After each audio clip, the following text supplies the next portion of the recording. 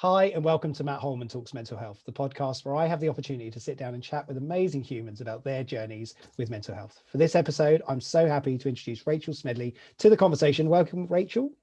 Hi, Matt. Thanks for having me. Oh, you're more than welcome. It's lovely to see you as well.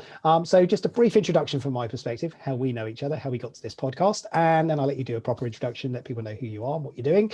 So Rachael attended a mental health first aid training course with me. She was a great delegate as always. I'm very lucky that every delegate that I train or have the ability or the opportunity to train with, they're just amazing people. So we were chatting about podcasts, we were chatting about mental health, of course, during those sessions. And then Rachael volunteered to come and record an episode with me. So I'm so grateful. It's lovely to see you again. Outside of that environment of the mental health first aid training, but throw it over to you. So do your introduction.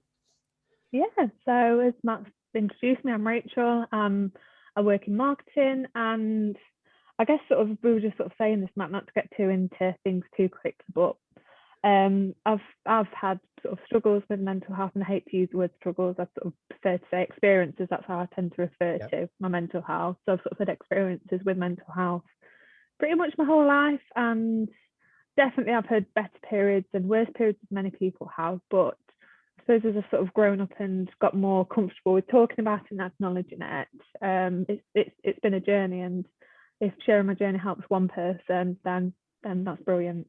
Oh, brilliant. And what a wonderful way to start, by saying if it helps one person, then we're, it's brilliant, and it really is. So thank you for that. The big question, as I always ask in these conversations, is your journey with mental health. So you've obviously described, or you've explained there's something in there. So tell us a story. Tell us a little bit about your journey, Rachael. Yeah, so I guess consciously it's been something that I've been aware of probably since my teen years, but actually leading up to knowing that this recording was coming up, I was really taking some time to think about my journey, experiences, how things have been better and worse during different periods of my life. And really thinking back, I had a bit of this an epiphany moment in which my earliest actual mental health experience, I wasn't consciously aware of it because I was only young, but I think at around age 6 or 7, I can remember being due to do an after school club. Okay. And I had a panic attack, and as a child I had no clue what a panic attack was. Sure. I just couldn't get this feeling of dread away and out of my head.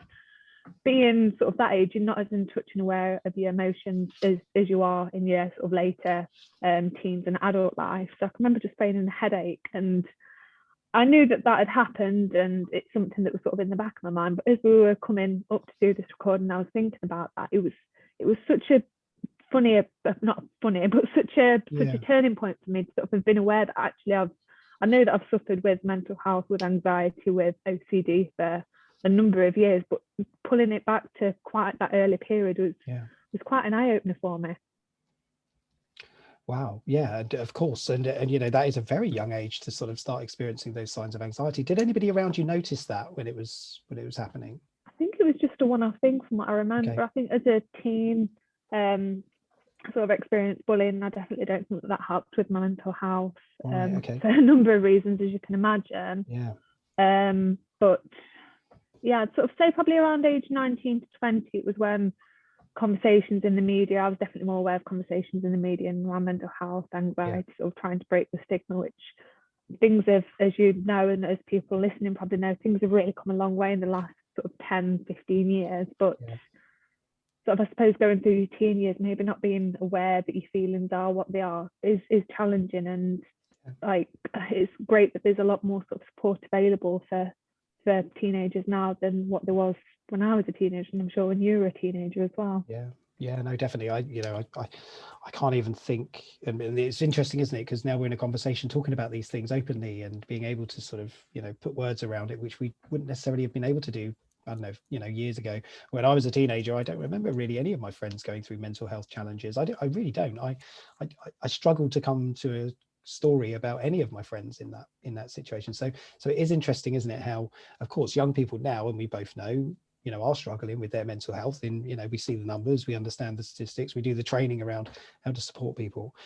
So I guess when was the point that you realized that something wasn't quite right, though? Was that when you were in your teen years, or when did that yeah I'd say so. And so now I'm not really a big drinker. I will have the occasional drink, but sort of from the ages of sort of 17, 18, when you're starting to go out a lot, like I'm not the most social of people. That's part of who I am. I'm more naturally introverted. Yeah. And sort of going through my sort of late teen years, of going, like, you go out, you party, you do like all of that sort of stuff. It's sort of a lot of teens do that at that age. Yeah. That's probably part of the reason that I don't drink now, because I was becoming more aware, and I think I was sort of using alcohol on nights out to hide my feelings of anxiety. So I'd think, oh, one more drink and I'll feel better, another drink and I'll feel better, and then by the end of the night, like, it wasn't how I'd, if I had children, how I'd want them to be in the teen years. So that's sort of a big thing, that it's probably towards my late teen years I was really aware. Probably becoming more aware of my triggers, like the social side of things. I've never been great in crowds, like never liked big busy places. Early teens, and there were definitely feelings there of sort of anxiety, and probably an OCD sort of started to develop when I was sort of in my mid-teen years, but I didn't know what it was. I thought, oh, I'm just doing this thing, and you're just not as aware as I sort of am now. If there's certain OCD traits, I've got certain things that I've got to do. Yep. Otherwise I just can't settle. So yeah. Wow, that's incredible. And so at a young age you started to develop those challenges, and now you're an adult, and you've had to come to terms or learn to manage those, right? So I'm just going to fast forward to now. So in terms of sort of those anxieties, are they still present? Do you still feel those anxieties? How is your anxiety at the moment?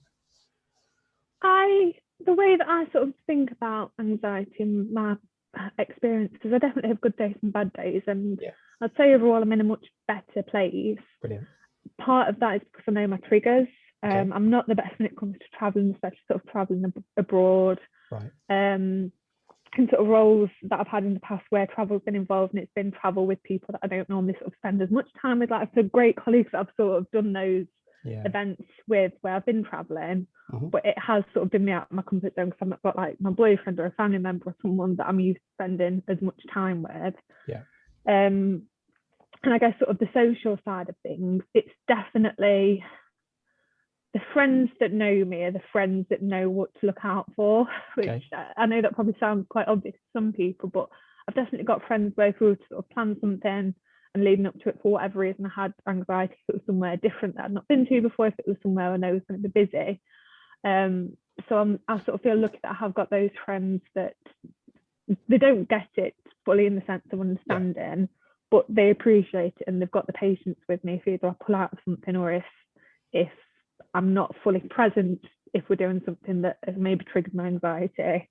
But I suppose I've learned to manage it to an extent, and I've learned that there'll be things that I'll feel anxious about, that it's stuff that's got to be done, so you've just got to sort of make the best of it. I hate to say that phrase, because it's not it's maybe not the best way to deal with things, but it's a way that I've sort of learned to deal with things, I suppose.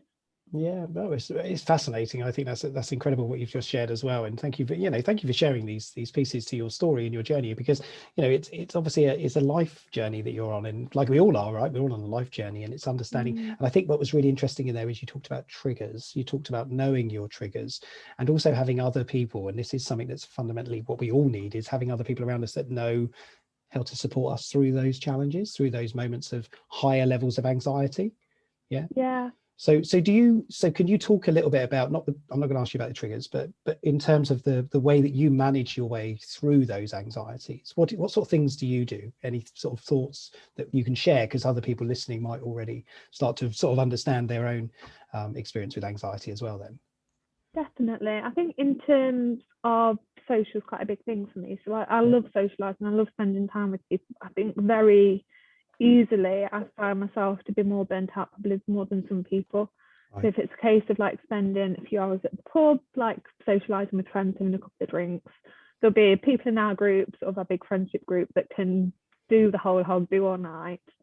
And there's me that I find like my social battery drains quite easily, because for whatever reason, if the place is busy, if there's drunk people around me, I know for a fact, and I'm okay to admit, like vomit is one of my triggers. Like I've got a big phobia of vomit. So if I'm around drunk people and I think the situation could turn to a point where like that could happen, that makes me very quickly want to retreat from the situation. But I guess one sort of not benefit to that, but one thing that makes it a little bit easier is my other half, even though doesn't have the experiences of anxiety, of OCD, of any of that, he's sort of more I'm trying to think of the best way to put it. He's not someone who suffers negatively really with mental health quite in the way that some people do. Yeah. But he's quite like me, that he's quite homely. So it's not as if we're sort of in a situation where he'll be wanting to stay out all night, every night. Sure. It's sort of quite a nice dynamic that I've got my side of it, finding that my social battery drains quite easily, whereas he's sort of akin in a way because he's homely. So it makes that dynamic a lot easier for someone who doesn't have anxiety, but still sort of being on a similar level playing field with socialization. I guess that, I'm guessing that complements the sort of the challenges that you might experience. So he can quite easily then say, okay, we'll go home or we'll get out of that situation. Is that what happens? Yeah, and that's sort of been a bit of a journey in itself. And I don't know if he's going to be overhearing when he sees in the other room, but it was a bit of a journey for us in the start of our relationship because he's not had anxiety, he's not had OCD, and I think a little bit of it was maybe him thinking that he was partially to blame. He wasn't doing enough, which for me was heartbreaking to sort of have that. Yeah. But as our relationship's grown and as we've got to know each other as relationships do, he's definitely a pillar of support for me, which is so nice. He knows when I need space. He'll know if I'm sort of going through an experience not to ask, because there's things I prefer to deal with myself, and there's things that if I'm sort of having whatever it is that I'm going through, that if I need to open up and have a conversation to get support, then I know that that's available, which is nice. You've not got someone being sort of invasive, like, are you okay every 2 minutes? Because as people hearing probably can appreciate this, if you are feeling really not in a good place with your mental health, you don't always want to open up completely about it. You sometimes maybe want to take a little time to yourself to really digest how you're feeling before you can explain to someone else how you're feeling. Yeah, no, of course. And that is so important. I'm going to ask a question. I hope I hope it's all right to ask, but who and when was the first person you told that you'd had these struggles or were experiencing these problems? My mum, and she's still such a big pillar of support for me now. So sort of growing up, I'm a single child, so it was just me, my mum and my dad. My parents broke up when I was sort of 19, so like 7 years ago now, and for me that was quite a tumultuous time in my life. There was a lot going off in terms of sort of wider family things and relationships, and a lot going off. But she's from being aware probably in my mid-teen years, she's, no disrespect to my boyfriend, but she's the person I'll probably turn to first if things don't feel good, because she's sort of seen me go through the journey of first experiencing anxiety and OCD and being aware, to get into a place now where to an extent I can manage it, and I'm more comfortable with it, and more comfortable about knowing. I think a big thing for me in my journey has been knowing that there's good days and knowing that there's bad days, because if you're in a bad day, I've always got, no matter how unhappy I feel or no matter how anxious I feel about doing mundane things like going to the supermarket, I'm aware in myself that it'll pass. Wow, I think it's brilliant, and I'm glad you said your mum, because it's nice to have a support around. And I know you've got your partner, your boyfriend as well, but that is important. So it's good that you had that relationship that you could talk to somebody, which is obviously one of the reasons that we do this is for those people that feel that they don't have anybody they can talk to, and you're sharing some very insightful things that you're through your journey. So thank you for keep on sharing that. In terms of sort of, let's take it to a different conversation a little bit, because obviously you came and worked in the mental health first aid piece with us when we did the training through your company. So how have you found, sort of from a workplace perspective, and just in general sense, not just about one specific company, but how have you found the evolution of mental health over the last few years for you? Really, really interesting, and I use the word interesting probably quite loosely. Right. So I first started work when I was 16. I'm 26 now, 27 now, and as I sort of referred to a few minutes ago, there was a time in my life sort of around 1920 where things weren't in a good place for me. Like, there was a lot going off in my personal life, a lot in terms of sort of education. I'd been doing a foundation degree, and I sort of got into a situation where I wasn't wanting to continue studying, but I didn't know what was next. I was sort of working a part-time job, and things ultimately weren't where I wanted them to be. And I can remember managing that part-time job at the time. I'd had an anxiety attack whilst at work, and I probably due to sort of training at the time, and I don't want this to be looking at that person exactly, yeah. But I was going through an anxiety attack, and she was very much in my face. What can I do? What can I do? What can I do? Not giving me that space, which ultimately is people listening who might have had similar experiences. It makes you worse because you're sort of trying to focus on regulating your breathing. Like for me, I cry so much, like it sort of builds from that you're trying to focus on sorting yourself out. But then I had sort of someone in my face like constantly that I couldn't really focus on the two things at the same time. But sort of where we are now, I feel lucky that I work in a business where mental health is really important, really valued. And I guess that's sort of partially two things. It's sort of the business, for instance, the business that I work for is a HR tech company.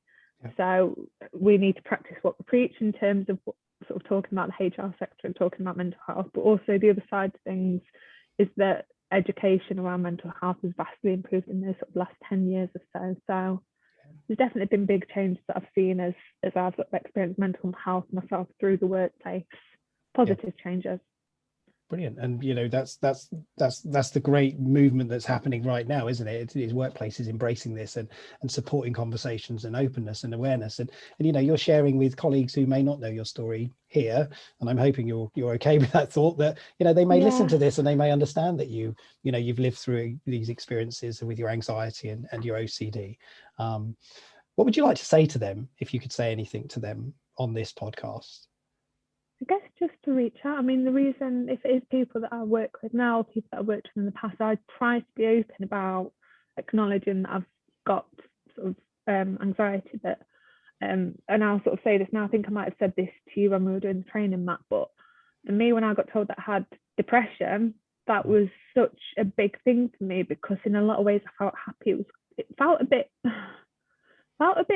little bit stunned when I was told it, to be honest with you, because it's something, I think there's been a lot of connotations around the word, and it was quite a confusing time for me to navigate that, because a lot of my life I was happy with, but ultimately the experience that I was having with anxiety, with OCD, was leading to this, I guess, sort of build up of real depression within me. So I guess bringing it back to the question, because I've gone off topic sometimes, but just if it's someone that I've worked with in the past or someone that I work with now, just to talk to them, because I think one thing that I've benefited from in the past, if I've sort of felt in not so good place or even a good place, talking to people who've been through experiences, whether they're different to yours, whether they're similar to yours, just talking to someone can help, because you're not alone. Like, it can be refreshing, as awful as it is that someone else is going through something. You can learn from each other, and you can sort of have an understanding to ultimately support each other and know that there's someone else there that you can talk to that gets it a little more. I think that's something for me that I find it a lot easier to talk to someone who's maybe been in a situation, because I feel like sometimes otherwise, if it's someone that's not been in a situation, they don't understand it quite as much. So yeah.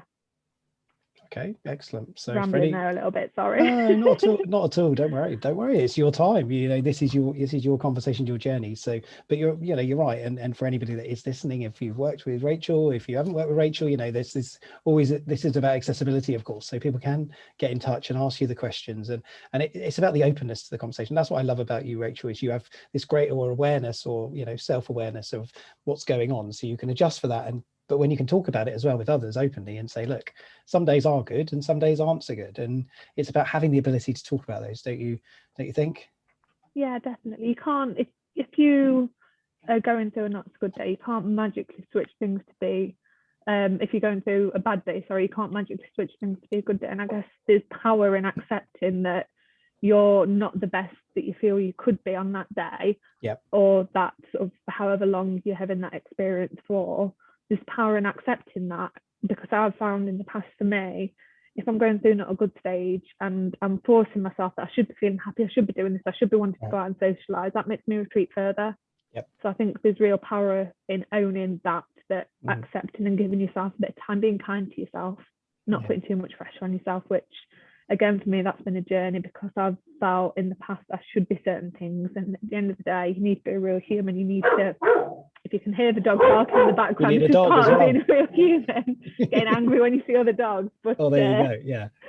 Yeah. Well, there you go. Well, that leads into a really nice question around self-care then. So, and I know you've just muted yourself to try and get the dog to be quiet. But in terms of self-care and routines and taking care of taking care of yourself, of course, that's what self-care is all about. What do you do? How do you look after yourself as best as you can? The dog's probably quite a good time for that to come about. So we had her back 8 months ago now, 6-7 months ago. Okay. And it's given me that time to really make sure, no matter how busy my day is with work, that I take half an hour out at lunchtime to walk her, which is a perfect reset time for me. So before we got the dog, I'd be guilty of working through like an 8-hour day, 9-hour day without having a break. But I've found such benefit in having that pause time at lunch, because if I don't take her a walk at lunch, then my afternoon's going to be right off anyway, because she'll just be needing attention. But in terms of other self-care things, a big thing that I think I sort of alluded to earlier in our conversation is the power in saying no. Right. Because like as much as I do enjoy socializing, like I've sort of said, sometimes I'm just not up for it. And I think self-care for me in the past, I maybe wasn't practicing self-care because I was feeling like I needed to commit to all these things, like all these social things that weren't making me happy for the benefit of other people. And it is lovely to sort of do those things, but if it wasn't benefiting me, then it probably wasn't benefiting the people that I was socializing with, because I wasn't fully present. So there's definitely something in the power of saying no. But then the other thing is things as simple as sort of like taking a bath. I like a good bubble bath. Like it is that downtime and that me time where I'm not having to do anything work related. I'm not having to sort the dog out. I'm not having to have interactions with my boyfriend, as brilliant as he is. It's just that time for yourself to really not have to talk to anyone, which for me is a little bit of self-care, just to sort of have a little bit of solo time. It is really important, and I always stress that whenever I'm training people. I'm always like, right, layer on the self-care. It's so important, and the only way that we can really then support ourselves and support others is by taking good care of ourselves, and even when we're living with these illnesses or these diagnoses or whatever you want to define them as, labels, or I don't like the thought of them being labels, but it's about recognizing the importance of balancing those pieces, isn't it? Yeah, definitely. And there's a big thing for me that I've been guilty of the past, putting too much pressure on yourself. Okay, yep. I think self-care for me as well is really just giving yourself that time when you need it, knowing, as I was sort of saying, you're going to have good days and you're going to have bad days. And I think if you beat yourself up on the bad days, that's not self-care. Like it's the opposite. So just be kind to yourself. It's a cliched phrase, but it is a valuable phrase. And I would put a leading question in there to say, do you feel your organization encourages you actively to look after yourself? I'd definitely say yeah. And I think, Mike, we don't know each other like super duper well, but I think probably a lot of people that speak to me from the first 5 or 10 minutes know that I'm super duper organized. That's not the OCD side of things. That's good. But to an extent, it probably is a little bit wanting that control. Yeah. I think that control is another thing that I'm glad we spoke about that, because I think the more I feel in control, in a way, it helps with my anxiety, because you know what's going on. So yeah. Oh wow. There you go. So for any of your colleagues that don't know, you say, well, you're in control and you've got everything. But that's great, and there's nothing wrong with that as well. But it's having that balance, isn't it? And we've talked a lot outside of this about your workplace and the role and everything else that you're doing, and it's so important to have that balance. It really is, and that's what I love about where you are. It's that balance of sometimes it is very difficult, but actually, if I keep doing the things that I know are positives. So even walking the dog, even in the rain, walking a dog, you still get positive out of it because you're getting outside, stepping away and taking that break and time out, right? So future plans then. So we've got a few more minutes. So future thoughts for Rachael. So where do you see yourself taking your life, or what do you want to do? What's your ambition or drive? It's a big question. I think the underlying thing behind everything, it really leading question. I've got a lot of years ahead of me now still, but I think the underlying thing that's important in whatever I do, wherever I go, sort of, I'd love sort of staying at E-Days, whether in however many years time I move on from E-Days. Something that's really important for me is just the health and people side of things. Brilliant. Like I sort of practice it in what I do, both in the work that I do. So I work in marketing at the end of the day, but a big thing for me is customers being at the heart of what I'm doing, because the business exists for them at the end of the day. But sort of internally, sort of pushing, support out there for the mental health the stages, which obviously, as we've spoken about, I am one of those now. Pulling resources together sort of internally to support those, whether people are open about it or whether they might sort of be a little bit quieter. So I guess sort of career-wise, that's something that's always going to be important to me wherever my career takes me in the future. But that also ties into sort of family and friends as well. I am probably the supportive one, if you're going to like label everyone as one. Like I'm the one that's there to listen to people's problems or listen to people's whatever it is when they need it. So yeah. And I hope there's people there to listen to your problems as well, right? Oh, definitely. Your mum, Your mum's just bears the brunt of everything. Yeah, just sit there. Rachel's in council now. Come in whenever you need me. Yeah, Rachel will see you now. No, that's good. That is really good. So, it's lovely to hear sort of the positive, experience that you're living through in terms of taking what you've got and what you've been, through, and those experiences and using them to help and support others through those conversations, and like you said very much at the beginning, if I can help one person, and I think you will, and I think it will help many people, because what you've shared is something that is very deep and meaningful to you. It's about you, and you've talked about what you do and how you get through that, and what you've got in place that supports you to continue on that journey, on the good and the bad days, not just as much as we want every day to be a good day, some days they aren't, right? Yeah, exactly. So the final thoughts from you, I'm going to throw it over to you in a minute, Rachel. That's the thing I love to do at the end, is sort of like the words of wisdom, your guiding lights, your whatever you want to share with people. But I'm just going to say huge thank you. We are right at the end. We've got a couple of minutes left. Just a huge thank you from me to you. Just to say thanks for volunteering to participate in recording this and putting yourself forward, because I think I love your story. I think it's great. I don't love what you've been through, as I always say to people, but I love the fact that you've taken this experience and you have done something positively with it. So throwing it over to you. Any final thoughts, parting gestures, words of wisdom?